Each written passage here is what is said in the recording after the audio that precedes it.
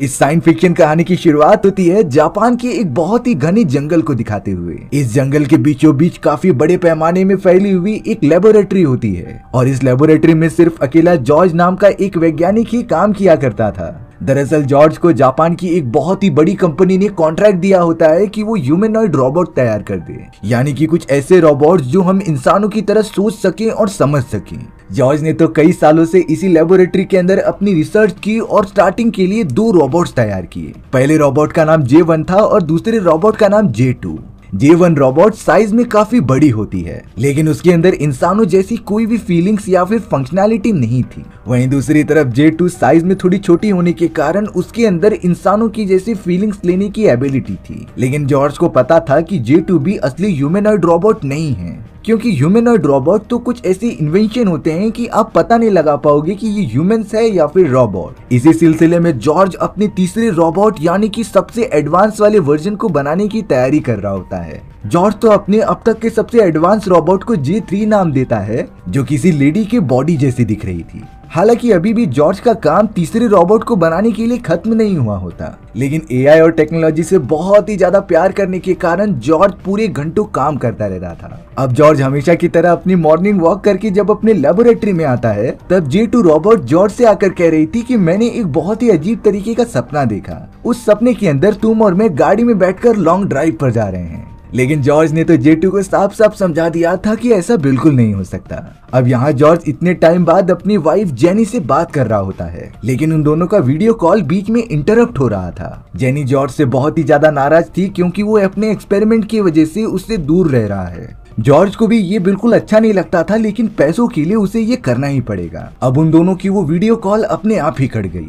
थोड़ी देर बाद जॉर्ज को उसकी कंपनी की बॉस, जिसका नाम लिया था, उसका कॉल आता है। लिया जॉर्ज को बता रही थी कि हमारी एक सिक्योरिटी टीम लेबोरेटरी में आकर सारी चीजें चेक करने वाली है। जॉर्ज तो इस बात से थोड़ा सा शॉक हो गया, क्योंकि वो नहीं चाहता था कि कोई सिक्योरिटी टीम यहाँ आए, क्योंकि जॉर्ज ने रोबोट J2 और J3 के बारे में अपनी कंपनी को बताया ही नहीं होता। उसने तो सारी इन्फॉर्मेशन सिर्फ J1 के बारे में दी थी और कहा था कि अब तक यही रोबोट बन पाया है, यानी कि जॉर्ज J2 और J3 बनाकर अपने खुद के एक्सपेरिमेंट कर रहा था, और ये पूरी तरीके से इलीगल होता है। भले ही जॉर्ज ने J1 के अंदर कोई भी फीलिंग्स या फिर ह्यूमनॉइड एबिलिटीज नहीं डाली होती, लेकिन उसने J2 और J3 के अंदर ये सारी चीजें इंक्लूड की थी।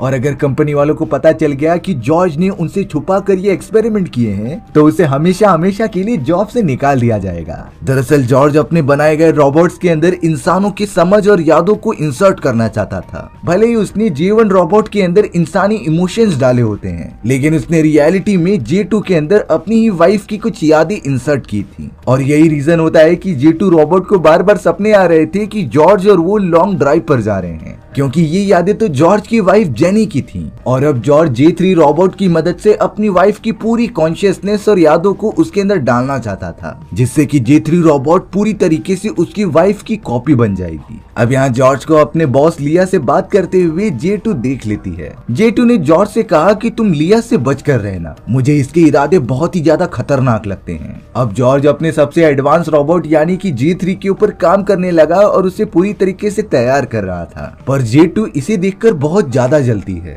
क्योंकि जॉर्ज तो आधे से ज्यादा समय J3 को बनाने में बिताता था। J2 को लगने लगा कि वो पूरी तरीके से बेकार हो चुकी है, इसीलिए जॉर्ज अब J3 बना रहा है। लेकिन जॉर्ज ने तो J2 को साफ साफ समझा दिया था कि ऐसी कोई भी बात नहीं है, तुम तीनों रोबोट्स उसके लिए सबसे बेस्ट हो। अब अगले दिन जॉर्ज नोटिस करता है कि उसकी लेबोरेटरी का दरवाजा अपने आप ही ओपन हुआ है और एक जंगली कुत्ता लेबोरेटरी के अंदर आ चुका है। जॉर्ज को नहीं समझ रहा था कि आखिर लेबोरेटरी का दरवाजा किसने खोल दिया। उसे इतना तो पता होता है कि ये परमिशन तो सिर्फ J2 के पास ही है, शायद J2 ने ही ये काम किया होगा। लेकिन उससे पूछने के बाद J2 तो कह रही थी कि मुझे इस बारे में बिल्कुल भी नहीं पता। यहाँ जॉर्ज को थोड़ा सा अंदाजा तो हो गया था कि J2 कहीं न कहीं J3 से जेलस है, क्योंकि जॉर्ज J3 को बनाने में बहुत ज्यादा टाइम इन्वेस्ट कर रहा था। भले ही J2 एक रोबोट है, लेकिन उसके माइंड के अंदर जॉर्ज की वाइफ जेनी की यादें मौजूद थी, इसीलिए जॉर्ज किसी और के पास जाए ये J2 को मंजूर नहीं था। अब हमें उसी दिन विकेट नाम की कंपनी की 2 एम्प्लॉय दिखाए जाते हैं जिनका नाम विंसेंट और मेलविन था।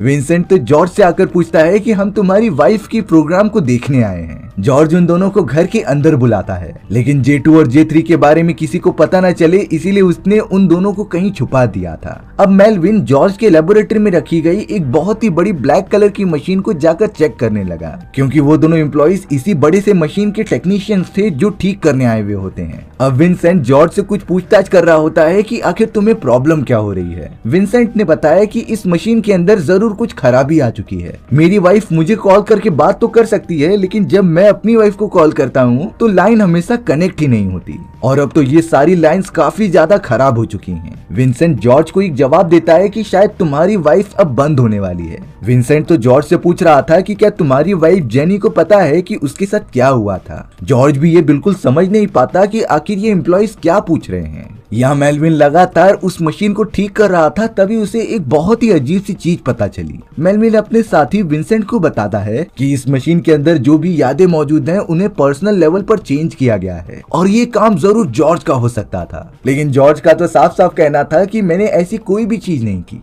मेलविन कहता है कि ये चीजें पूरी तरीके से इलीगल है और अब तुम्हें जेल भी जाना पड़ेगा। जॉर्ज तो इस बात से काफी ज्यादा डर गया, लेकिन विंसेंट मेलविन को समझाता है और बताता है कि ये तो टेक्निकल इश्यू के कारण हुए हैं, इसमें जॉर्ज का कोई हाथ नहीं। और अब अपना सारा टेक्निकल काम खत्म करने के बाद विंसेंट और मेलविन वहां से चले गए थे। सारी सिचुएशन अब ठीक होने के कारण जॉर्ज J3 के ऊपर अब पूरा फोकस करता है उसे बनाने के लिए। कई दिनों तक वो लगातार उसके ऊपर ही काम कर रहा था, जिसके बाद वो J3 को बनाने में कामयाब भी हो गया था। J3 तो पहली बार अपनी आंखें खोलती है और वो पूरी तरीके से कंफ्यूज लग रही थी। चौंकाने वाली बात ये होती है कि J3 के बोलने का स्टाइल और उसका behaviour same to same George की वाइफ जेनी जैसा था, क्योंकि जॉर्ज ने J3 के अंदर अपनी वाइफ की पूरी यादें और इमोशंस डाल दिए होते हैं। इसी वजह से J3 बहुत ही ज्यादा एडवांस थी। अब हम जॉर्ज को देखते हैं जो लेबोरेटरी के बाहर मौजूद एक सिक्योरिटी टावर को जाकर ठीक कर रहा था, लेकिन थोड़ी ही देर में अचानक लेबोरेटरी के अंदर जहां J3 मौजूद थी उस जगह की लाइट्स अपने आप ही बंद चालू होने लगती हैं। J3 इस बात से बहुत ही ज्यादा डर गई थी, इसीलिए वो जॉर्ज को जोर जोर से चिल्लाकर बुला रही होती है, लेकिन जॉर्ज तो टावर पर खड़ा होकर उसकी टेक्निकल इश्यू को सॉल्व कर रहा था। तभी जॉर्ज की नजर अचानक आसमान में उड़ रहे एक फाइटिंग जेट के ऊपर दिखाई जाती है। जॉर्ज तो नहीं समझ पा रहा था कि आखिर ये जेट किसका है। उसने तो तुरंत ही अपनी बॉस लिया को ये सारी चीजों के बारे में इन्फॉर्म कर दिया था। तभी लिया जॉर्ज को सारी सच्चाई बताती है कि हमारे कॉम्पिटिटर्स को तुम्हारे प्रोजेक्ट में काफी ज्यादा इंटरेस्ट आ चुका है, और उन्हें कहीं न कहीं हमारे इस सीक्रेट प्रोजेक्ट के बारे में पता चल चुका था, इसीलिए वो कॉम्पिटिटर्स हमारे प्रोजेक्ट को हासिल करने के लिए कुछ भी कर सकते थे, यहाँ तक कि अब तुम्हारी जान को भी खतरा हो सकता है। जॉर्ज की बॉस लिया ने तो उसकी प्रोटेक्शन के लिए एक रिस्क असिस्टेंट को भेजा होता है जिसका नाम मिस्टर हैंक था, इसीलिए अब जॉर्ज अपना सारा काम खत्म करके मिस्टर हैंक से मिलने चला जाता है। मिस्टर हैंक भी जॉर्ज को समझा रहे थे कि तुम्हारा प्रोजेक्ट अब दुश्मनों से खतरे में है, यानी कि तुम्हारे प्रोजेक्ट को हासिल करने के चक्कर में तुम्हारी भी जान जा सकती थी, इसीलिए तुम्हें अपना प्रोजेक्ट जल्द से जल्द खत्म करके कंपनी को सौंपना होगा। फिलहाल सिक्योरिटी के लिए मिस्टर हैंग ने जॉर्ज को एक बहुत ही एडवांस ब्रीफ केस दिया होता है, जिसे कि उन्होंने एकदम सिक्योरिटी वाले टाइम पर ही ओपन करने के लिए कहा। जॉर्ज को भी नहीं आइडिया होता कि ब्रीफ केस के अंदर क्या है, वो तो उसे लेकर तुरंत ही अपने लेबोरेटरी में आकर गहरी नींद में सो गया। कई घंटों तक आराम करने के बाद अचानक सिक्योरिटी अलार्म बजने लगता है। जॉर्ज तो तुरंत ही उठकर चारों तरफ चेक करने लगा, तभी वो देखता है कि J3 अपनी पोजीशन पर है ही नहीं, यानी किसी ने J3 को यहाँ से चुरा लिया है। जॉर्ज बहुत ही ज्यादा डर गया, इसीलिए वो मिस्टर हैंक द्वारा दिए गए ब्रीफ केस को ओपन कर देता है। ये ब्रीफ केस एक सिक्योरिटी सिस्टम की तरह काम करता था, जिसने की लेबोरेटरी के सारे खिड़की और दरवाजे बंद कर दिए होते हैं। ब्रीफ के अंदर से मिस्टर हैंक का भी कॉल आता है कि आखिर कौन सी इमरजेंसी आ गई, लेकिन जॉर्ज को तभी याद आया कि वो J3 के बारे में किसी को बता ही नहीं सकता, क्योंकि उसने कंपनी से छुपाकर J2 और J3 को बनाया होता है। इसीलिए अब जॉर्ज बात चेंज करते हुए कहता है कि मैं सिर्फ टेस्टिंग कर रहा था कि ये सब कैसे काम करते हैं। अब यहाँ ब्रीफ केस बंद करने पर लेबोरेटरी के सारे खिड़की और दरवाजे ओपन हो जाते हैं। जॉर्ज तो अब तुरंत ही बाहर की तरफ आ गया था J3 को ढूंढने के लिए। अब उसी समय हमें फ्लैशबैक का कुछ सीन दिखाया जाता है। यहाँ जॉर्ज अपनी वाइफ जेनी के साथ कार में बैठकर कहीं घूमने जा रहा था। तभी जॉर्ज जेनी को अपनी कंपनी द्वारा इन्वेंट किए गए एक कॉन्सेप्ट के बारे में बता रहा था। जॉर्ज कहता है कि हमारी कंपनी के रिसर्च के अनुसार अगर कोई भी इंसान मर जाता है तो उनकी सबकॉन्शियस माइंड में जो भी सारी यादें मौजूद होती हैं उसे हम किसी किसी मेमोरी के अंदर स्टोर करके रख सकते थे और उन्हीं सारी कॉन्शियसनेस को हमारी कंपनी ने एक मशीन के अंदर डाल दिया था, जिससे कि मरने के बाद भी हम उन मरे हुए लोगों से कुछ समय तक बातें कर सकते थे। ये कॉन्सेप्ट बहुत ही ज्यादा एक्स्ट्रा ऑर्डिनरी था जो इंसानी सभ्यता को बदल कर रख देगा। जॉर्ज को तो इस प्रोजेक्ट में बहुत ही ज्यादा इंटरेस्ट होता है। अब अचानक जॉर्ज जिस कंपनी में काम करता था उसे 3 साल के लिए एक प्रोजेक्ट असाइन हो जाता है।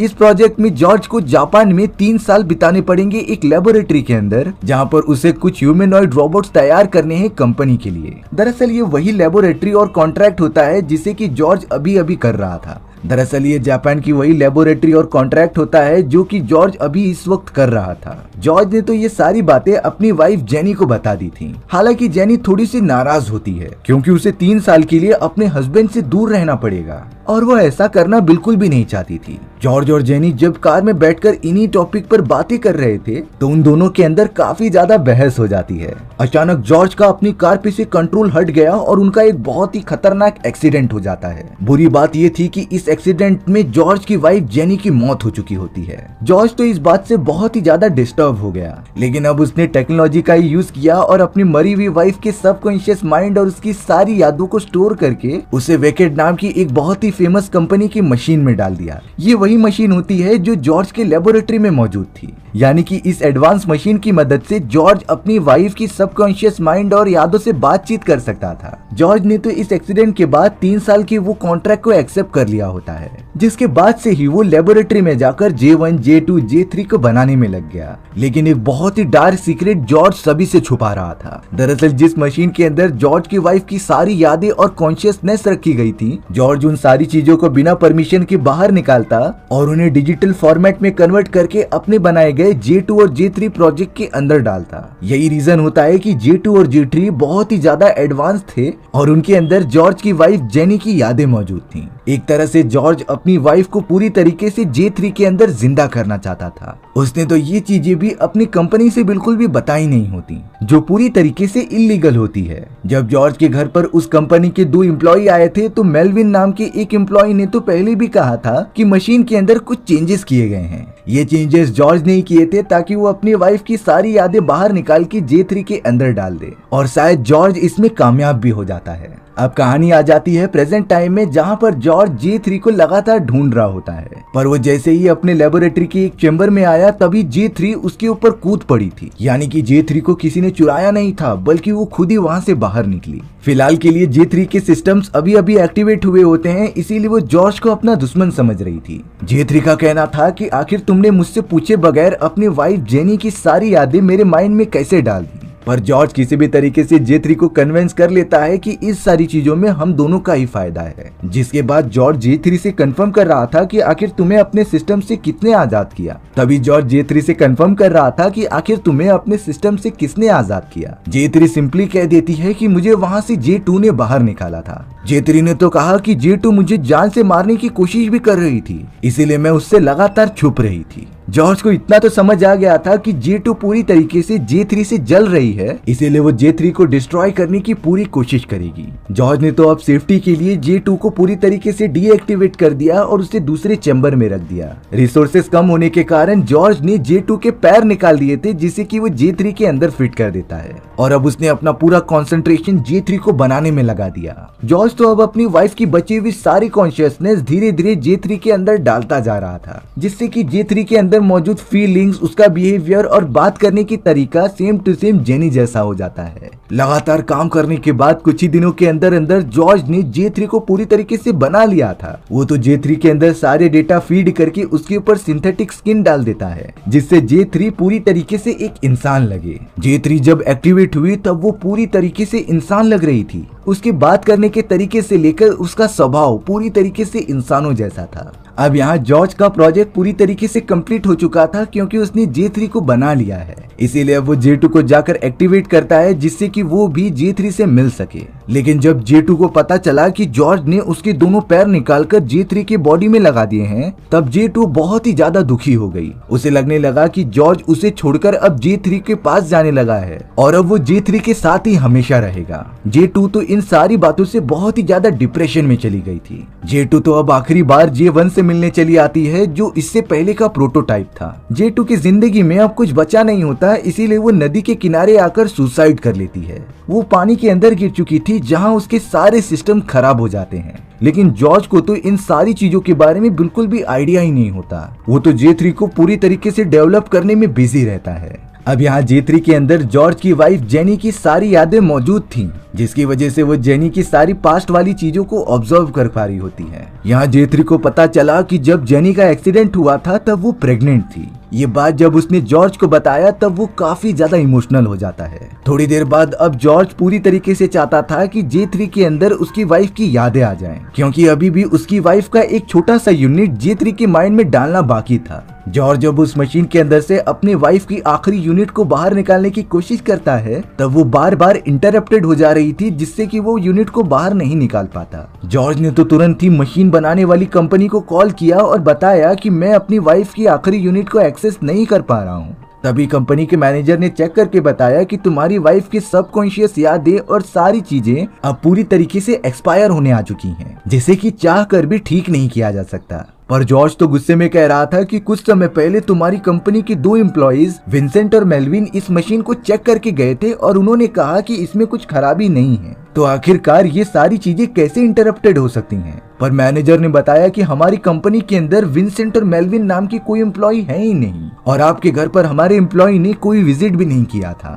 इस बात से जॉर्ज पूरी तरीके से शॉक हो गया। उसे अब समझ में आता है कि शायद वो दोनों एम्प्लॉइज कॉम्पिटिटर्स के आदमी थे जो यहाँ उसके प्रोजेक्ट के बारे में जानकारी इकट्ठा करने आए हुए होते हैं और अब शायद उन सभी को J2 J3 के बारे में भी पता चल चुका होगा। जॉर्ज बहुत ज्यादा डर गया था, क्योंकि अगर ये बात उसकी कंपनी वालों को भी पता चल गई तो उसे हमेशा के लिए जेल में बंद कर दिया जाएगा। इसीलिए वो डिसाइड करता है कि वो J3 के साथ इस जगह से कहीं दूर निकल जाएगा। लेकिन J3 जाने से पहले उसी मशीन के पास जाकर जेनी के सबकॉन्शियस माइंड और यादों से कुछ बातें करने लगी। J3 जेनी को बताती है कि तुम जॉर्ज की फिक्र मत करो, मैं उसका पूरी तरीके से ख्याल रखूंगी और अब तुम्हारी सारी सबकॉन्शियस और सारी यादें धीरे धीरे एक्सपायर होने वाली हैं, जिसके बाद तुम जॉर्ज से कभी भी बातचीत नहीं कर पाओगी। अब यहाँ जॉर्ज चाहता था कि जब तक उसकी वाइफ की यादें एक्सपायर नहीं हुई हैं, वो सिस्टम को हैक करके उसकी आखिरी यूनिट को भी एक्सट्रैक्ट कर ले। जॉर्ज ने तो अब लगातार हैकिंग की मदद से वो आखिरी यूनिट भी निकाल लिया था, जिसे वो तुरंत ही J3 के माइंड में डालने का प्रोसेस चालू कर देता है। थोड़ी देर के अंदर अंदर अब जेनी की सारी कॉन्शियसनेस और सारी यादें J3 के बॉडी में ट्रांसफर हो चुकी थी। यानी जेनी के जन्म लेने से उसकी मृत्यु तक की सारी यादें अब J3 के अंदर मौजूद हैं। J3 का बिहेवियर भी अब पूरी तरीके से चेंज हो चुका था। वो जॉर्ज और अपने बारे में सारी बातें जानती थी। J3 जॉर्ज के पास आकर कहती है कि हमें यहाँ से जाने की कोई जरूरत नहीं, पर जॉर्ज तो इस बात को कुछ समझ ही नहीं पाता। तभी अचानक उस ब्लैक मशीन में से किसी का कॉल आता है, लेकिन J3 कह रही थी कि इस कॉल से मत बात करना, क्योंकि तुम्हें सारी सच्चाई पता चल जाएगी और शायद इससे तुम्हें बहुत बुरा भी लग सकता है। जॉर्ज ने जब कॉल उठाकर बात किया तब दूसरी तरफ से और कोई नहीं बल्कि उसकी वाइफ जेनी बात कर रही थी और अब यहाँ जाकर पूरी कहानी का एक डार्क सीक्रेट रिवील होता है। जेनी तो जॉर्ज से कह रही थी कि मुझे कंपनी वालों ने बताया कि तुम्हारी सबकॉन्शियस यादें अब एक्सपायर होने वाली हैं, इसीलिए मैं तुमसे आखिरी बार बात करने चली आई। जेनी ने तो ये भी कहा कि जब हमारा एक्सीडेंट हुआ था तो मैं प्रेग्नेंट थी और इतने साल बीतने के बाद हमारी अब एक बेटी है। जेनी तो अब अपनी बेटी को अपने फादर जॉर्ज से बात करने के लिए भी देती है। उसकी बेटी जॉर्ज से बात करते हुए कह रही थी कि मैं आपसे बहुत ज्यादा प्यार करती हूँ।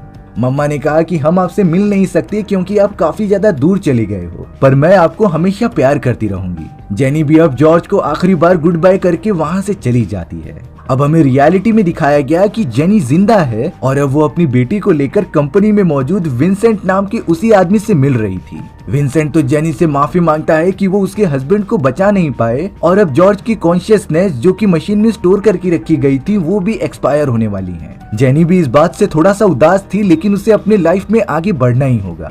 दरअसल सच्चाई तो ये थी कि जिस समय जॉर्ज और जेनी का एक्सीडेंट हुआ था उसके अंदर जेनी नहीं बल्कि जॉर्ज की मृत्यु हो चुकी होती है, जिसके बाद जेनी ने अपने हस्बैंड जॉर्ज की सारी यादें और सबकॉन्शियस माइंड को उस मशीन के अंदर डाल दिया और शुरुआत से ही जॉर्ज नहीं बल्कि जेनी उससे बात कर रही थी जो कि सबकॉन्शियस यादें होती हैं। दरअसल कंपनी वालों को जानबूझकर एक ऐसा सिमुलेशन तैयार करना होता है जिससे कि जॉर्ज जैसे मरे हुए लोगों की सबकॉन्शियस यादें मशीन के अंदर जिंदा रह सकें। सारे सबकॉन्शियस यादों को एक तरीके से जिंदा रखने के लिए ही ये टास्क दिए जाते थे जिससे कि वो कई साल जिंदा रह सकें। जब मशीन को ये पता चला कि जॉर्ज कुछ समय पहले ह्यूमनॉइड रोबोट पर काम किया करता था, तब कंपनी वालों ने जेनी को बुलाकर उससे परमिशन ली कि हम सब जॉर्ज के मरने के बाद उसकी सबकॉन्शियस माइंड की सारी यादों को कंटिन्यू करना चाहते हैं। इन सभी यादों में हम जॉर्ज को इस तरीके का दिखाएंगे कि एक्सीडेंट में जेनी की मृत्यु हो चुकी है और फिर जॉर्ज को उसी सिमुलेशन के अंदर जापान जाना पड़ेगा जहां पर वो अपने ह्यूमनॉइड रोबोट्स बनाने के एक्सपेरिमेंट को कंटिन्यू कर सकता था। अब बहुत ज्यादा सोचने के बाद जेनी भी इस बात के लिए मान जाती है और उसके बाद ही मशीन के प्रोग्राम के कारण जॉर्ज की सबकॉन्शियस यादों को लग रहा था कि वो ये सारी चीजें रियलिटी में कर रहा है, बल्कि वो तो एक सिमुलेशन में था जिसकी सबकॉन्शियस यादें मशीन में होती हैं। जॉर्ज ने तो आखिरकार उस ह्यूमनॉइड रोबोट को बना लिया होता है जिनका प्रॉपर यूज अब वो कंपनी करने वाली थी अपने डेवलपमेंट के लिए। यानी कि इन सारी चीजों से जेनी